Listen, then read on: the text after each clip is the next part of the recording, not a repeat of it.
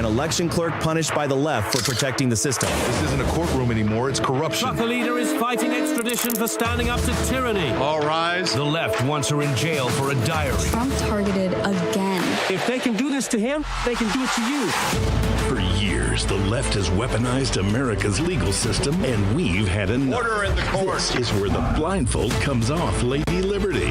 Each week, we expose the cases, reveal the playbook, and arm you, the jury of We the People, to deliver the verdict. Real cases, real voices, real America. The case for America starts right now.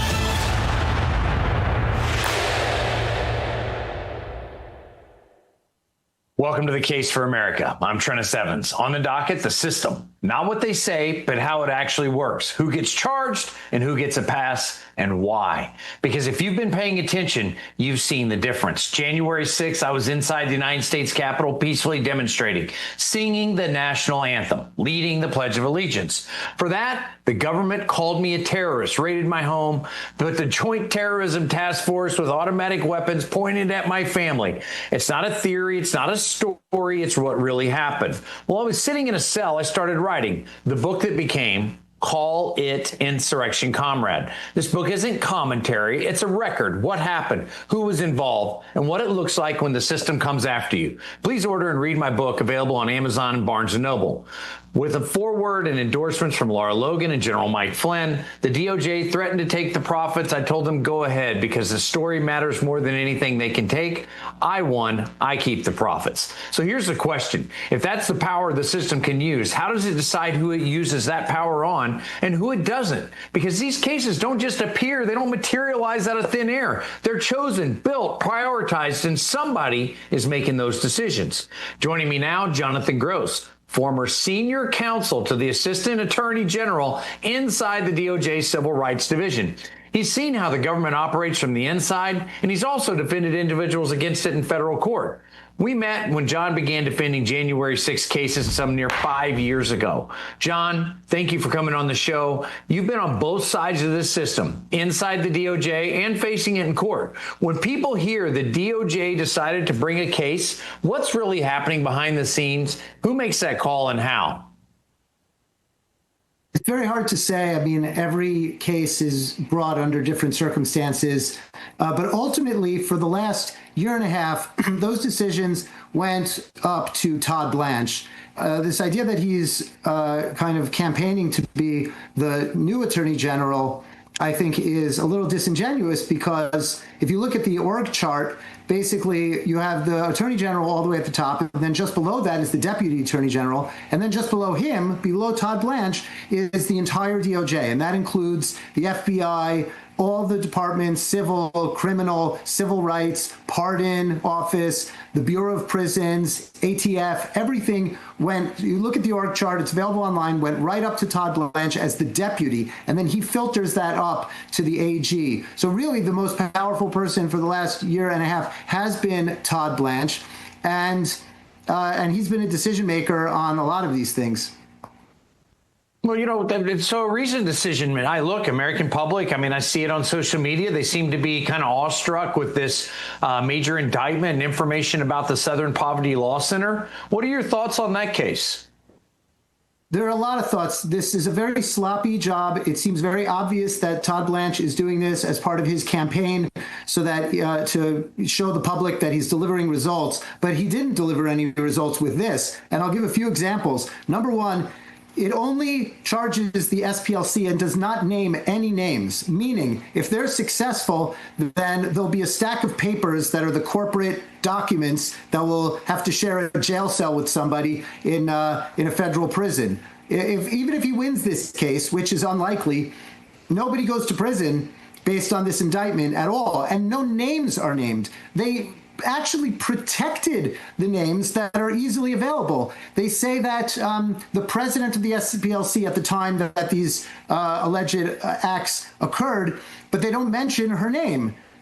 That's available. You can find her name online, who was the president of the SPLC at that time. It mentions employees of the SPLC. It hides their names and identities. It mentions these undercover saboteurs who were not just infiltrating these groups, but were leading these groups. That one of them was the imperial wizard of some small group that barely existed, meaning they created that group out of thin air, it seems like, and that person's name's not mentioned. So that's number one. Number two, the idea that they even named the SPLC at all is very unusual.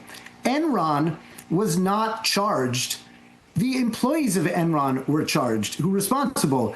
Go to January 6th, even January 6th, the Proud Boys were never indicted. The individuals were, but the group called the Proud Boys was never indicted. This is so unusual. It's almost like it was deliberately done to obscure the individuals and protect them. And number three, if you look at the laws that they are alleged these are brought under, as a civil rights attorney, I'm completely offended by it. Counts 1 through 6 are wire fraud, which is 20 years for whatever we say you did, with no specifics. Basically, if you used a computer, you can be charged with wire fraud. So they have nothing there. And then the other counts 7 through 10 are 18 USC 1014. Loan and credit applications generally renewals and discounts crop insurance. That's 18 USC 1014. And basically, it has to do with loans, and I don't even see how it connects here, because what they're alleging is that an SPLC person opened up a bank account, not applied for a loan, and said they were a sole proprietor when really they also worked for the SPLC. So if the SPLC can be charged with that, any of us can be charged with that. So I'm not happy with that as a civil rights attorney, because I do not like overly broad indictments that basically can charge any Americans. And I could go on and on. It's very sloppy. It'll never hold up. Nobody's implicated. And it would take 2 years anyway to litigate it. So by the time it would get litigated, everybody would be, we might have a new administration. Well, it's interesting. I think, a lot of people are excited to see this. I mean, I think they've seen enough from some of these organizations, and maybe it's SPLC, maybe others, that, they don't like it, right? They don't like it. They don't know if it's illegal, that they just think there's something wrong there. But what about George Washington University, Columbia University? What about these special efforts on all this domestic violent extremism, and where they essentially blamed one class of people? And it was white Americans. White American males is what they named as a, existential threat and crisis to democracy, is what these organizations came out and said, many of them. And I find it interesting that none of that is, involved in this. And maybe that's where this, this thing's headed. But, I'm with you. I am not a fan of these broad stroke financial crime efforts that the DOJ uses to attack people. I'm not a fan. Look, I'm certainly no fan of the Southern Poverty Law Center. I have no appreciation for their work. Maybe what they were set up as was a good system, but what they've become certainly doesn't tickle my fancy. But all right, look, let's move on. I appreciate your insight and your view on that. Very important that people understand these things. There was Merrick Garland by this time in his administration, as at the lead there, DOJ, had arrested, I think, well over 1,000 conservatives. It was, 800 J6ers, John, by this time. And where were they headed? What do you think about what's happening at the Department of Justice? Are we going to see something like what we saw with the FACE Act? Are we going to see the DOJ come clean and make the proper admissions as to what happened with January 6th? Do you have any thoughts on that, or do you want to talk about that? Yes, and I want to say to all those who are saying, oh, now we see that Todd Blanche is finally producing results, that is absolutely false. First of all, there's enough material available in the public domain from investigative journalists to make arrests left and right all day to keep the FBI busy for the next 2 years. If we saw, let's say, Anthony Fauci or something, coming out in handcuffs based on Robert F. Kennedy Jr.'s book, where he alleges all these things that seem to rise to the level of crimes, for gain of function and all the things we've seen, we could say, okay, we're seeing results. But now all he's doing is saying, oh, guess what? The SPLC is bad, and these groups that, by the way, all of us for years have said are fake, astroturfed, and we were called conspiracy theorists. So now he says, oh, guess what, you conspiracy theorists, you were right, and he's not giving us credit, but if he was. So the SPLC is bad. That's what he said today in a press conference or yesterday. That's not results. We need to see truth. And frankly, I'm a civil rights attorney. I don't want to see weaponization against the bad guys. People should get the punishment they deserve. I am more interested in just seeing the federal government under President Trump come out with the true narrative. I can tell you from being inside, I was the #1 authority on January 6th within the Justice Department for 10 months. And I made no secret about that and how I wanted to share my knowledge. That is for sure. And there was no second. John, I'm sorry to interrupt you, but I'm sure that the DOJ would have lapped up said information. They would have said, hey, here's a guy that knows it. He was on the front lines of this. He knows the information backward and forward, and they would have welcomed your information. And certainly, if there's a report coming, it would be based on your information. I mean, I would only assume, being that you're the authority. Well, I will definitely say that I offered my expertise, and it was not welcomed. I'm not aware of anyone inside DOJ that's working on January 6th. I'm not saying that from any inside information. I'm saying that from the fact that Pam Bondi's February 5th, 2025 memo said specifically that there should be quarterly reports on what happened on January 6th. We have not seen one single report, and I am certain if somebody would FOIA and say, could we see what's been worked on January 6th, they're not going to find a heck of a lot. Wow. That's disturbing. I mean, I read that February 5th memorandum like most Americans and went, wow.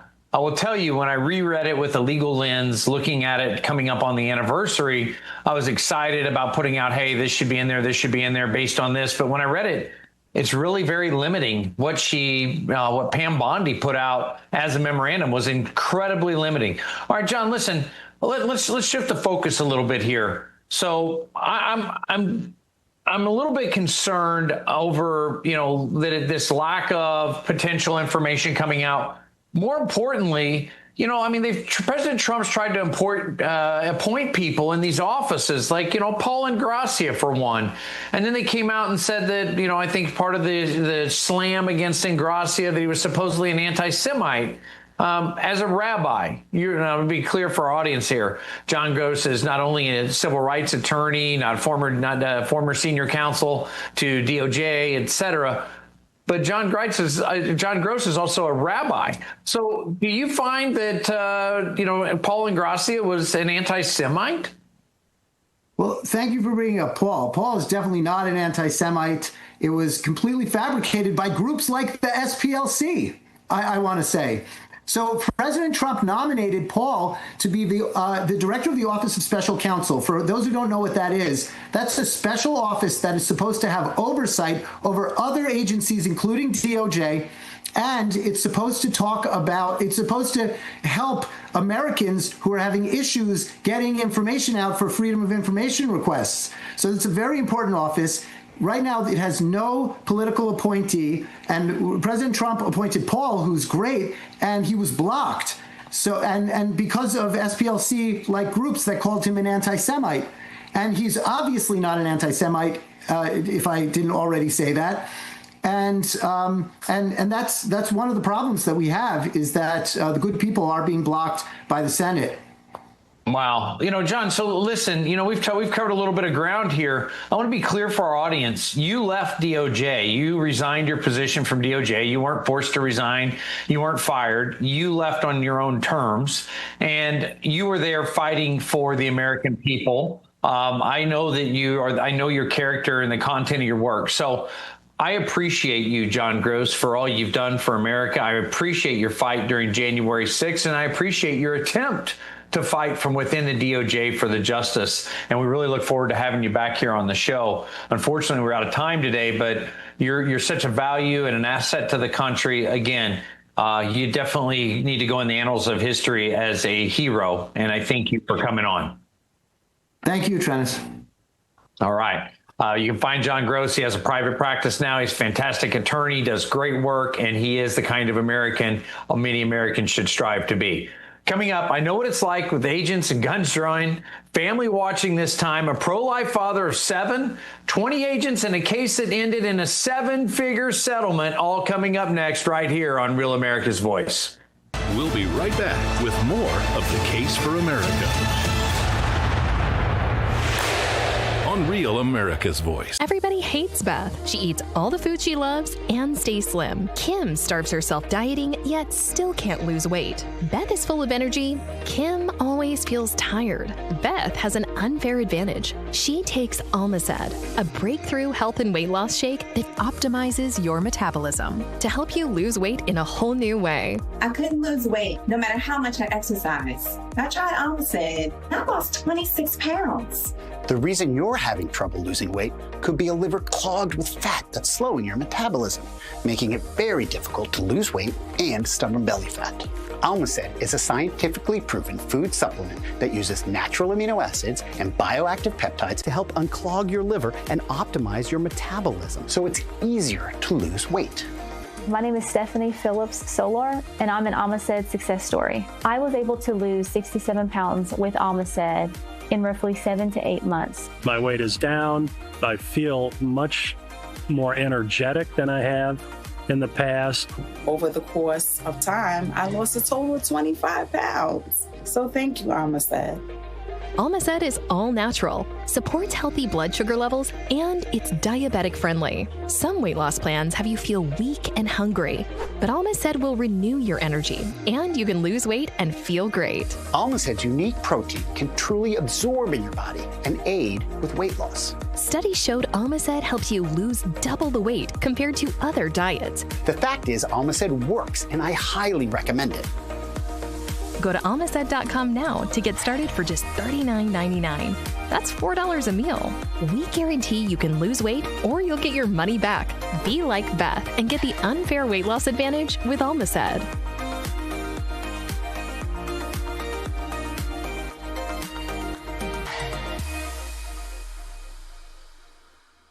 Here at Allegiance, we feel like American flags should be made in America.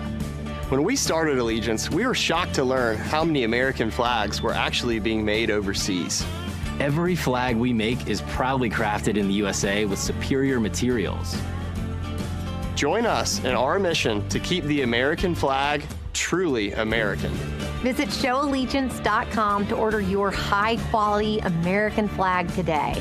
That's showallegiance.com.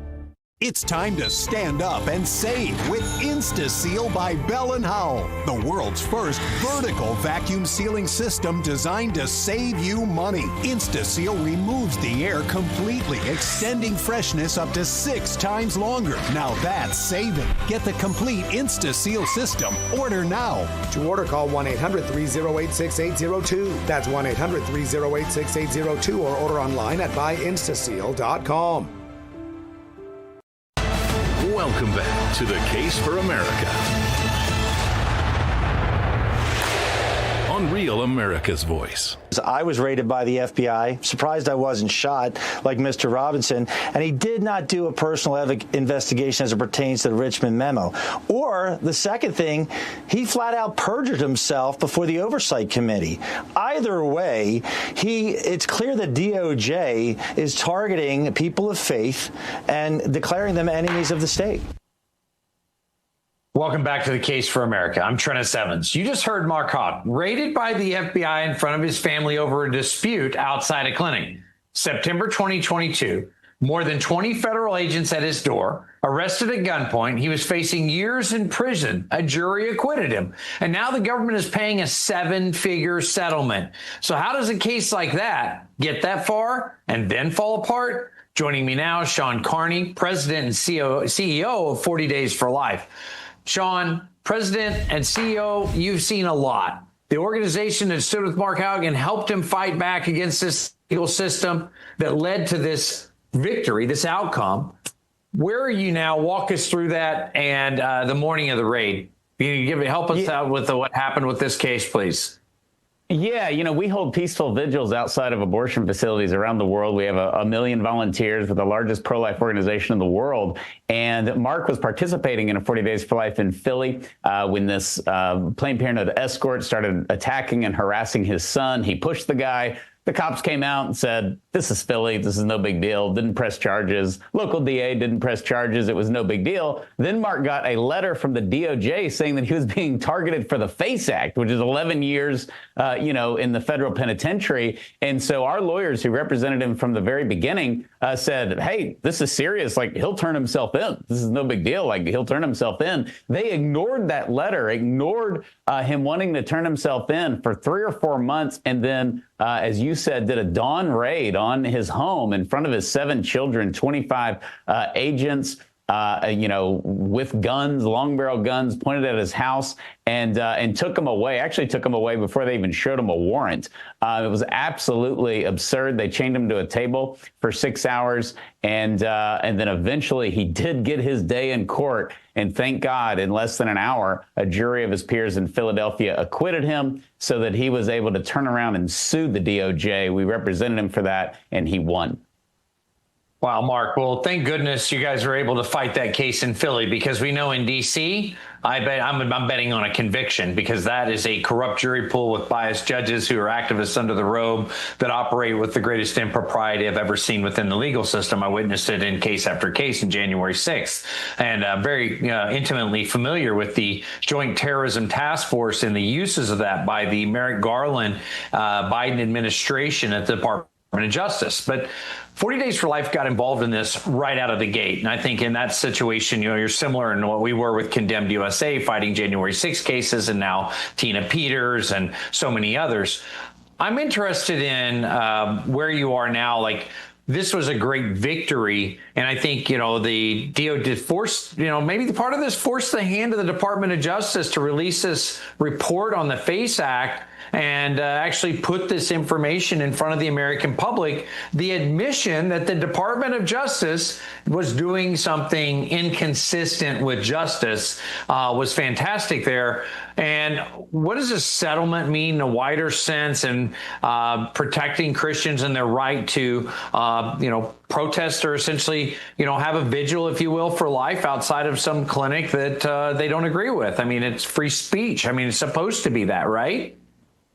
Yeah, and we've done it since 2007. And, under George W. Bush, no issue with the DOJ. Under 8 years of Obama, no issue with the DOJ, no harassment whatsoever, certainly not under Trump. And even under the first year of Biden, we didn't see anything. It was the overturning of Roe v. Wade in June of 2022 when all of a sudden the government decided to enter the culture war, and Biden went on his abortion crusade. And that really turned into the weaponization of the DOJ. At one point, we were getting 2 to 3 inquiries a week from the FBI at 40 Days for Life, after having a 20-year track record of being peaceful, of being prayerful, of being, law-abiding. And all of a sudden, they were harassing our volunteers on the streets. I think that this huge case, this victory, really puts a lot of pro-life Americans at ease to go out and to peacefully pray in front of abortion facilities. And we saw a huge turnout this spring after this settlement. And I just think that it's a reassurance that the Trump administration is righting another Biden wrong. And this was a big one.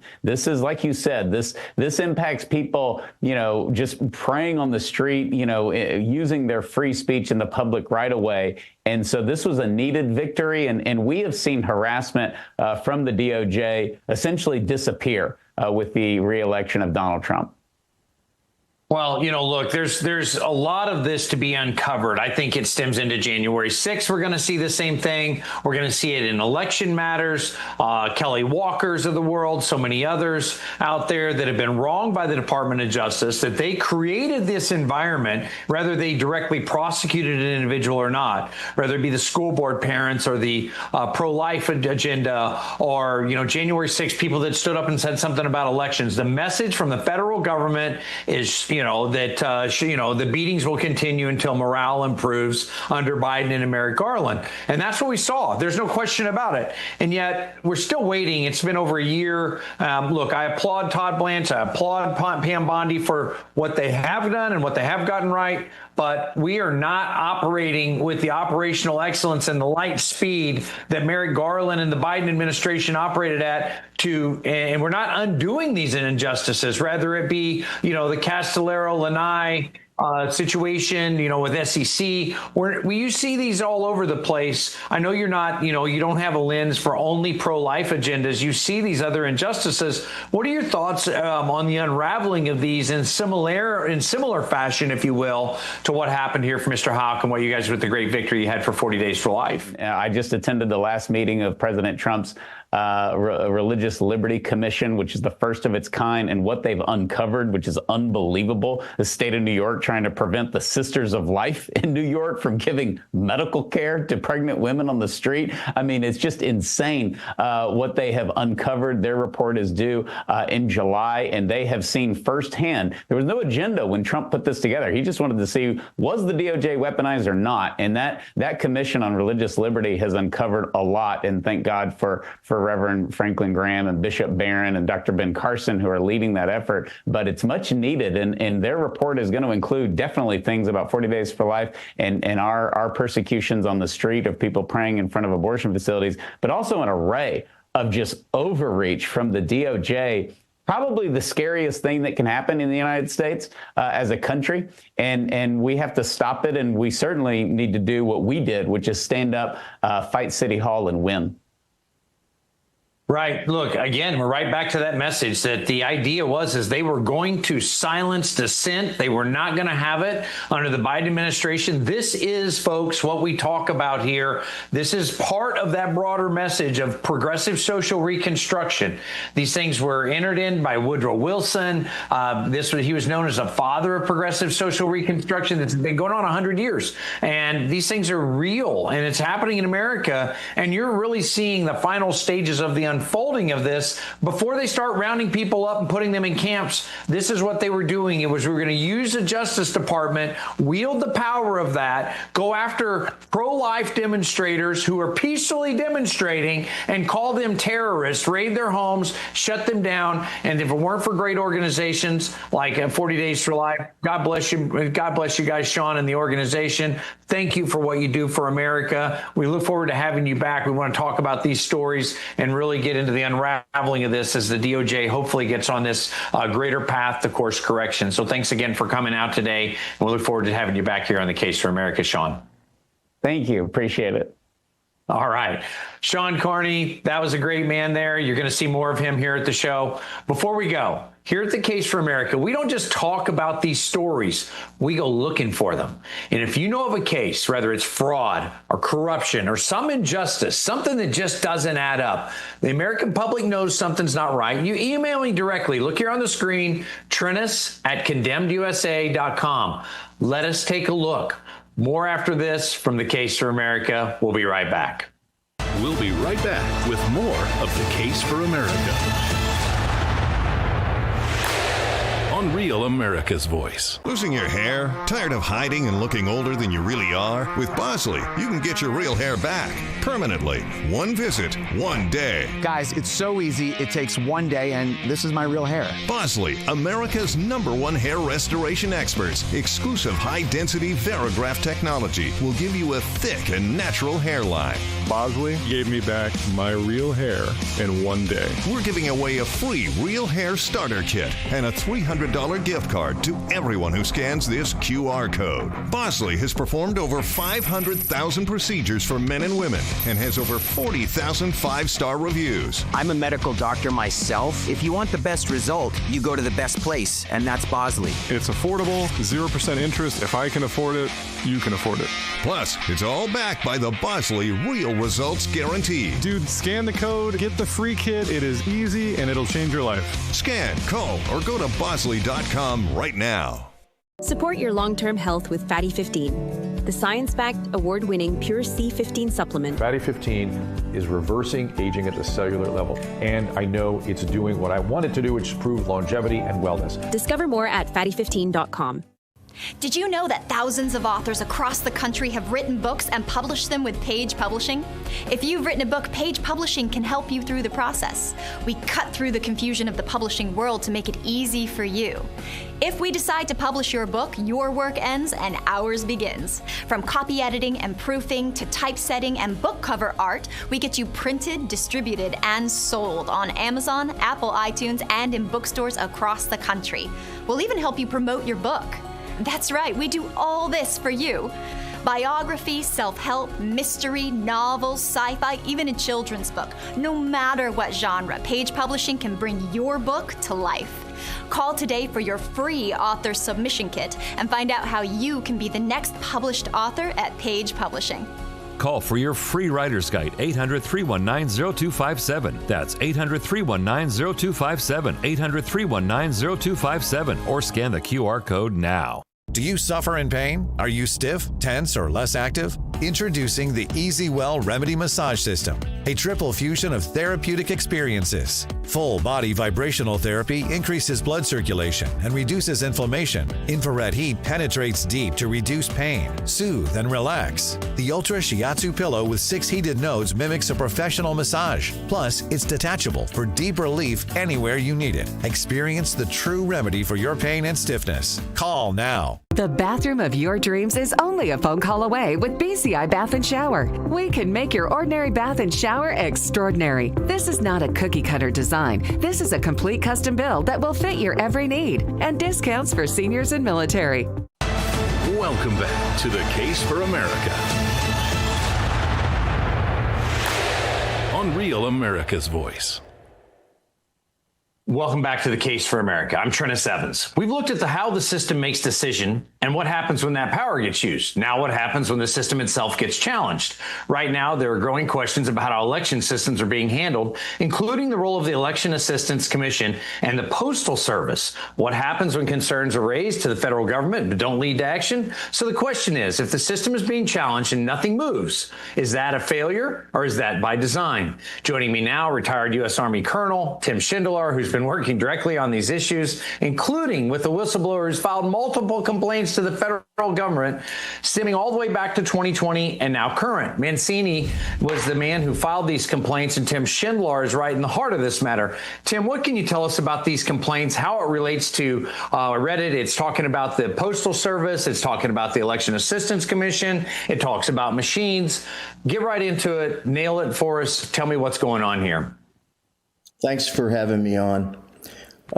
What's important is when we have federal elections, there are 2 governmental agencies that are essential for a successful election. One is the United States Election Assistance Commission. They're responsible for ensuring that the software that goes down into all of the voting machines that are used in 3,143 counties are in fact up to date, accurate, and do not contain any malware. It's vital.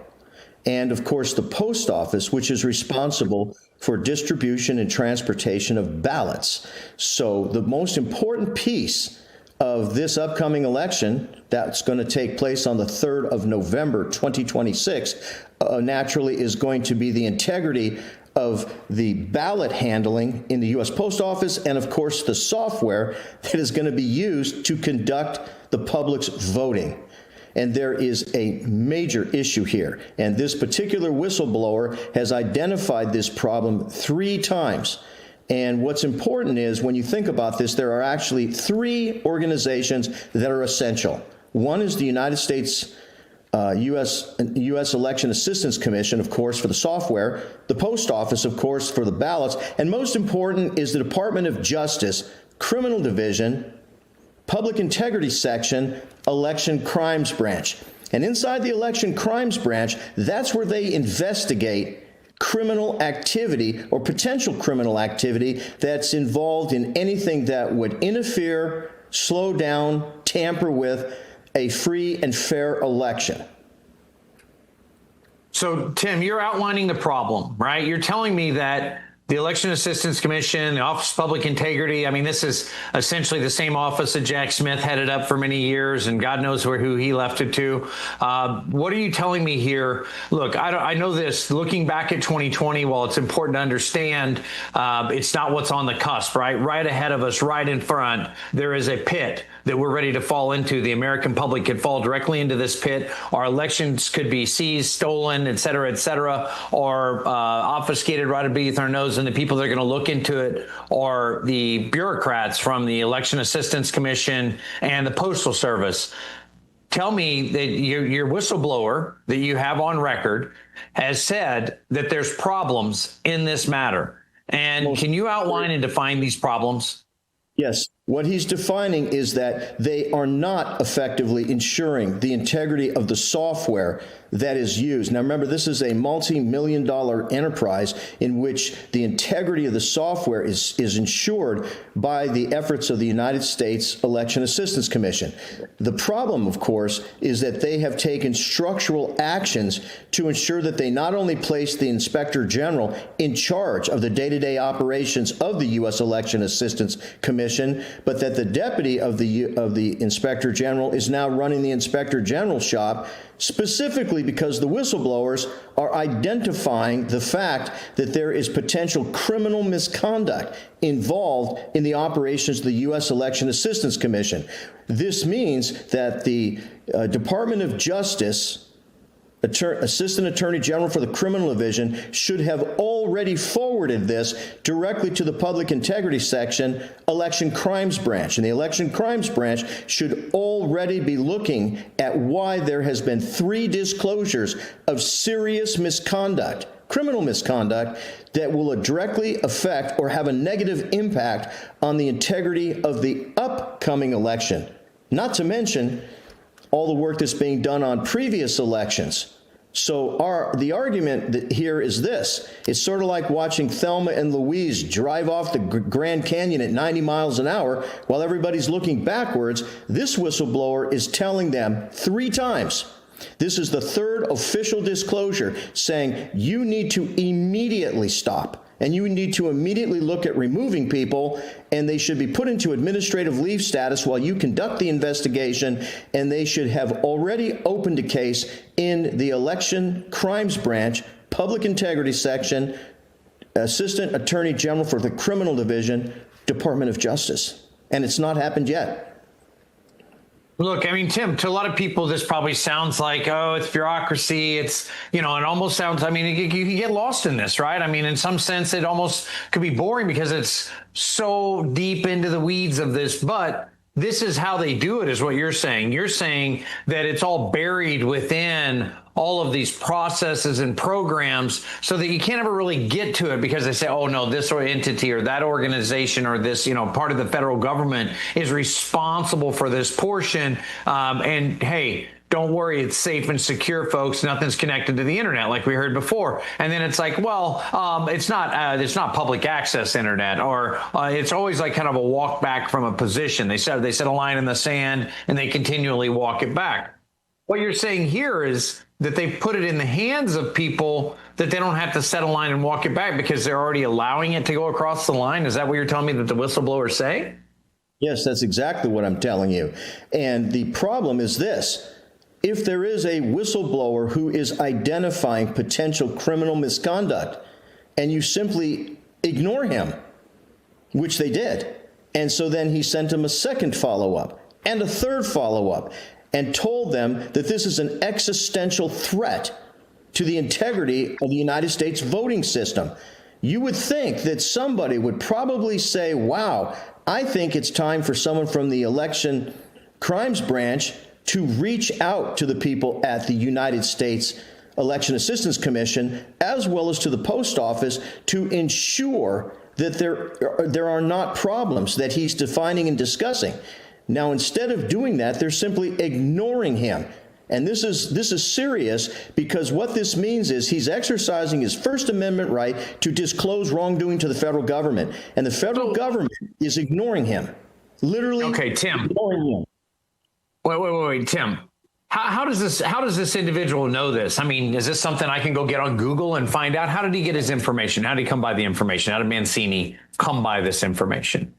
What he did was he took a look at the software, because before you vote, you're required to take a sample of your computer. So if you have, say, 50 computers, you would take 10% of the computers, 5 of them, and then you would hit print and you would download all the software. And then you would compare the software on the computer to what they call the fingerprint from the U.S. Election Assistance Commission, line by line. And what he discovered was that there was computing software in his case, it was 10 computers, and it was not listed on either the U.S. Election Assistance Commission, the state of Pennsylvania, and he told the director of elections, this software is computing software that is not on the fingerprint.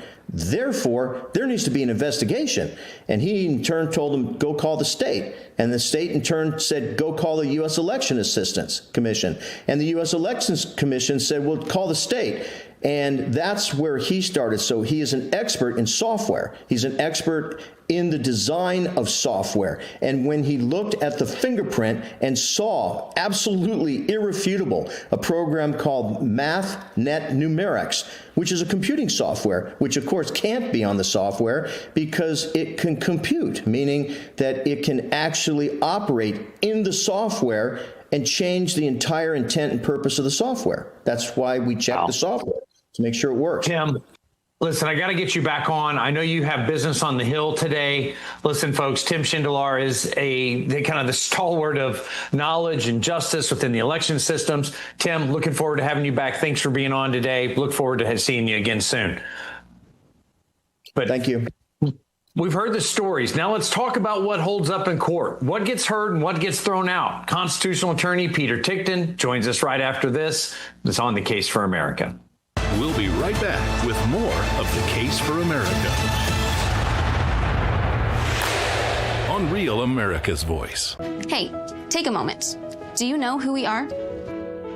We are the kids you champion every day. We're the ones who dream big, and because of you, our dreams become a reality. These are more than just words. This is what we're all about. This is Shriners Children's. Because for more than 100 years now, Shriners Children's has been on a mission to provide the most amazing care anywhere. And guess what? It's working. With more than 100 access points to care, Shriners Children's is able to reach more kids in even more places all around the world.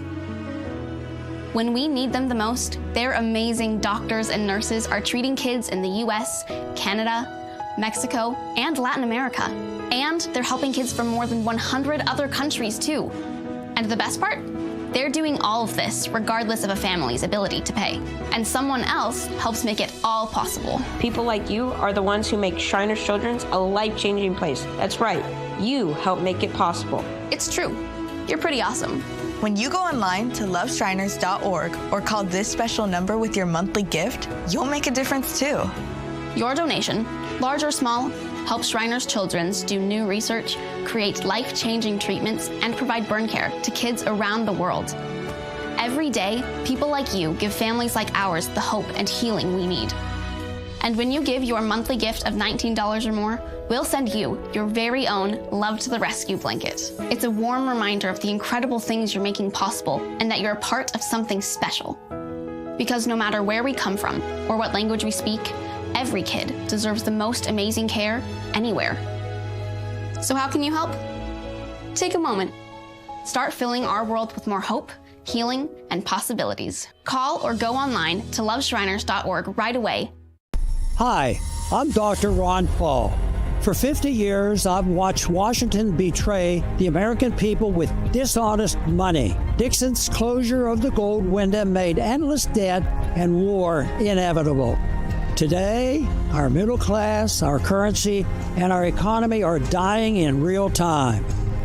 In my new book, Dispatches to Future Generations, I reveal how we got here, plus the solution, gold. And that's why I'm partnering with Birch Gold Group to give you a free copy of my book along with their free info kit on gold.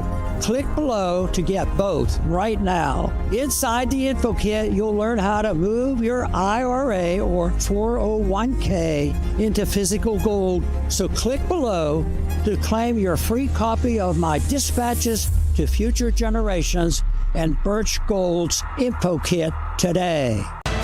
Welcome back to The Case for America on Real America's Voice.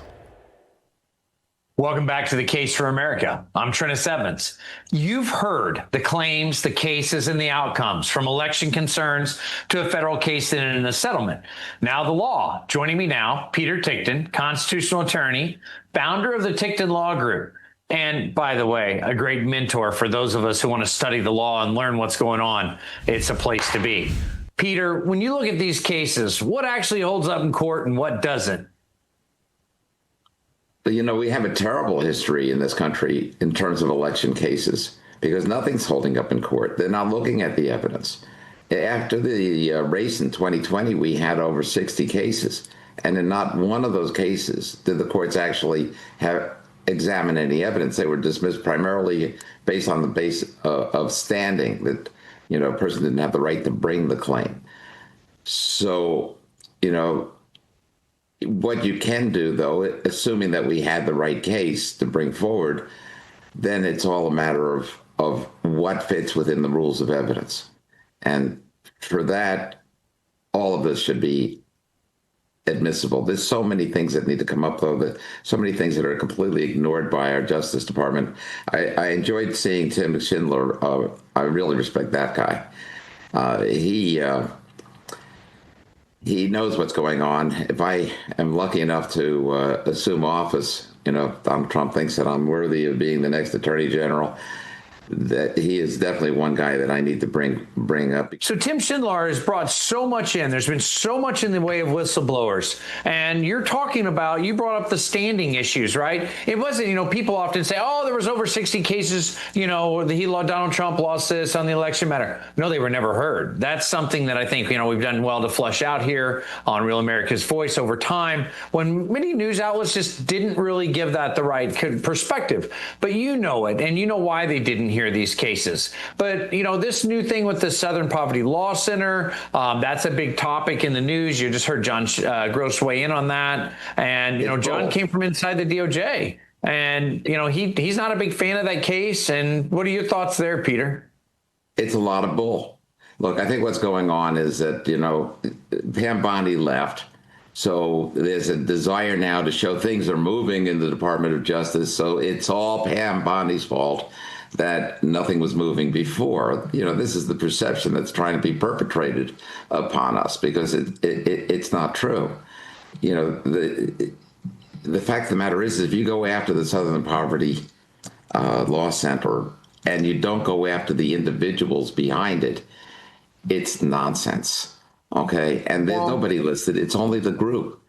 It's just a photo op. That's all it is.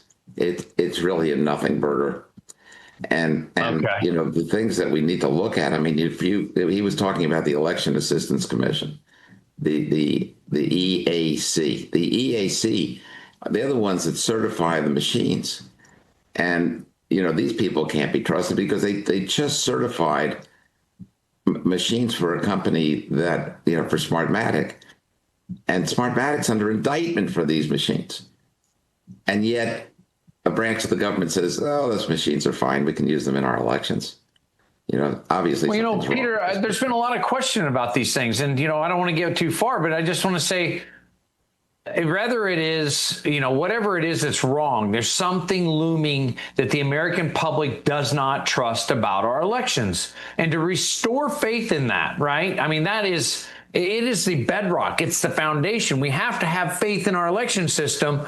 I think we have to have complete transparency. There can't be any of this locked up stuff where nobody can look inside and it's proprietary. If that's the problem, then the federal government needs to develop their own, in my opinion, because there should be nothing so proprietary that nobody can know what it is that operates within these election systems, because transparency is the key to the, you know, integrity of the system and the belief therein. I mean, you agree with that, I'm sure. So where do you see that going? As election challenges, things are still looming, like we see Georgia, and of course Stephanie Lambert has in Michigan, Patrick Byrne, et cetera. These cases, where are you seeing that headed? Well, with Stephanie Lambert's case, we're now appealing the jury instructions that the judge wanted to use in the trial. And the jury instruction is basically a made-up law that doesn't exist in the statutes. So I think that's going to get thrown out. And when that gets thrown out, the whole case is going to go, because the only way they can get to her is to make up a law, because there is no law that she violated. And this is what the left are doing. But the biggest fear that I have, and the nightmare scenario that I see, is in the midterms, because these machines are very sophisticated. We're in a new generation now where they're not even using the voter rolls in order to do the crime that they're doing. because the machines can't determine the results of the elections. So when you have these machines in play, we've got 22 Republican senators that are up for election this time around. If they just take 18 of them, and they are that bold and they are that audacious, they easily can do it. They did it in 2020 where we all knew what was going on. And then now they're going to do it again. And if they do it again and they take 18 of these seats, then we're, well, there's a legal term for it, we're screwed. Okay, because the fact of the matter is that if they get the House, which they can manipulate and get, as long as the machines are in play, they can do whatever they want. They'll get the House and they'll have a supermajority in the Senate. This is the nightmare scenario. I'm not saying it's going to happen for sure. In the House, the first thing they're going to do is elect the Speaker, which is going to be Hakeem Jeffries, and then they're going to impeach Donald Trump and J.D. Vance at the same time. And they don't need evidence, and they don't need a real case. They could just say the murderer of Renee Good, who wasn't murdered, whatever it is they want to accuse the president, J.D. Vance, for. It doesn't make any difference. If they have the votes, they have the votes. And then it goes over to the Senate. And if it goes to the Senate and they have the votes, which the machines can give them, then you're looking at a removal of both Donald Trump and J.D. Vance. And if that were to happen, who would be the president? You're painting a nightmare scenario of an unelected bureaucracy taking over, essentially, or government taking over and installing President Hakeem Jeffries against the will of the American voter by controlling the outcome of a midterm election. That is a horrific thought that something like that can happen. However, we know very well it can happen. As a matter of fact, it has happened in our country before. So, Peter, on this, listen, we're running out of time here. I've got to ask you something really, you got to give me a quick answer on. You've said before that there were problems with that software or things installed within certain machinery of elections, and this is evidence in a case. And can you just give us 20 seconds on that? Yeah, we have absolute proof. We know that we've seen phone chips on some of the kinds of equipment, that on the tabulators of some of the equipment, which allow these computers to be manipulated and controlled. And in terms of the Dominion machines, we now know that they are controlled or controllable by virtual private network, or VPN, which is accessible to these machines, because Dominion has maintained control of these machines. They don't just give the machines to the clerks and say, there you are, we'll come in if it needs repair. No, they can repair them remotely. And not only can they repair them remotely, but whoever is in that system can control them remotely, and they have been controlled that way. Excellent. Listen, Peter, thank you so much for joining us. Thank you for weighing in. All of this leaves us in a position where people don't trust the system. My question is as simple as this. I don't know. I'm not a data scientist. I'm not an expert on any kind of machine. But if something exists that we're told doesn't exist, doesn't that create a question that we should at least have an answer to? That's important, and I think we need to dig more into that as the American public. So what comes next? My verdict ahead, right here on Real America's Voice. We look forward to seeing you in the next segment. We'll be right back with more of The Case for America on Real America's Voice. Hey, take a moment. Do you know who we are? We're the kids you champion every day. We're the ones who dream big, and because of you, our dreams become a reality. These are more than just words. This is what we're all about. This is Shriners Children's. Because for more than 100 years now, Shriners Children's has been on a mission to provide the most amazing care anywhere. And guess what? It's working. With more than 100 access points to care, Shriners Children's is able to reach more kids in even more places all around the world. When we need them the most, their amazing doctors and nurses are treating kids in the US, Canada, Mexico, and Latin America. And they're helping kids from more than 100 other countries too. And the best part? They're doing all of this regardless of a family's ability to pay. And someone else helps make it all possible. People like you are the ones who make Shriners Children's a life-changing place. That's right. You help make it possible. It's true. You're pretty awesome. When you go online to loveshriners.org or call this special number with your monthly gift, you'll make a difference too. Your donation, large or small, helps Shriners Children's do new research, create life-changing treatments, and provide burn care to kids around the world. Every day, people like you give families like ours the hope and healing we need. And when you give your monthly gift of $19 or more, we'll send you your very own Love to the Rescue blanket. It's a warm reminder of the incredible things you're making possible and that you're a part of something special.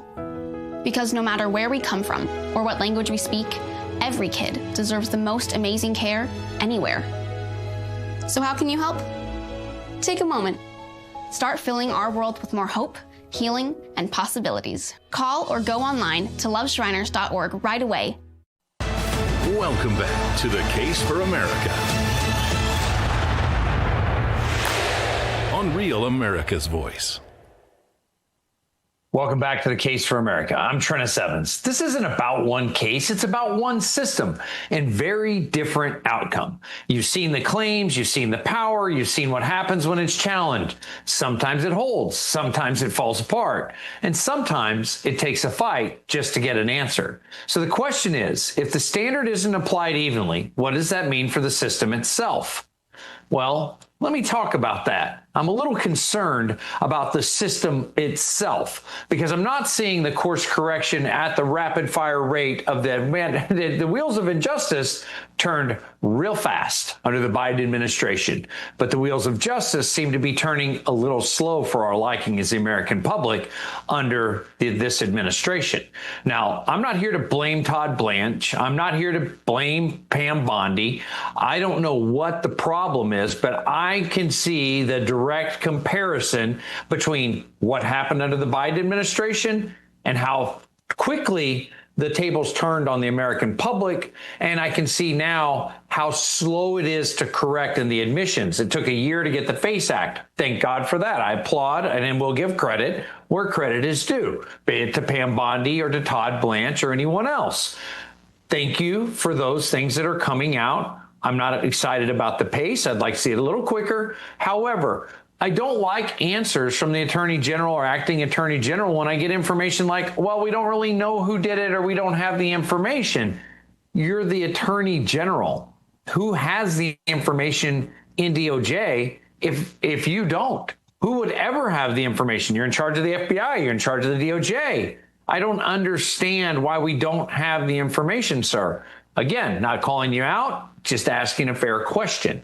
So, look, I'd love to have Todd Blanche on the show. I'd like to let him weigh in, give his perspective. I think it's important, right? I want to listen to all sides of an argument, and I think that's only fair. That's what we should do as the American public. So I'm not here to blast the man, but I am asking, where's the action on January 6th? We know that Jonathan Gross was involved in DOJ for over a year. You're talking about the senior expert and senior counsel to the Civil Rights Division. You mean to tell me that we don't have evidence that the civil rights of Department of Justice didn't violate the civil rights of countless Americans under the DOJ by Biden and Merrick Garland? And for the January 6 matters, we know it happened. Independent journalists have found this information. Condemned USA, Stop Hate, et cetera, organization after organization proved that officers were disingenuous on the stand and may have even risen to what could be perjury. We know that these facts happen. We know so much has gone on in this system that was crooked, corrupt, and inconsistent with the law. We know that judges took part in severe improprieties. They used the term insurrection, which is a federal crime, and no one was charged with it, yet it was regularly referenced that way. We know that people like Shayna Gaviola are still being targeted and prosecuted by holdover cases like the Biden administration. We know Lanai, Castellero, and Martinson, SEC, SDNY. These evil cases that are not consistent with the law, certainly not consistent with the directive of President Trump, are continuing in these United States. We just watched a U.S. attorney come in and use terminology that was barred by the court case after Shana Gaviola to deliver a public address while a case is on appeal. These things can't happen. This is what I'm talking about, and this is why we, the people, there's a little bit of ire here for what's going on. And if the administration, please listen closely, President Trump, Todd Blanche, this administration, if you want to invigorate the base and you want to get them back, it's not by appealing to the middle. It's not by finding some middle ground or making people happy. The reality is you got to get involved and you got to lay it out. And the American people want answers, justice, and truth. Those are the things that have to happen if you want to invigorate the base and win the 26th midterm. Thank you so much. This is A Case for America. I'm Treniss Evans. Stay loud, stay free, and America.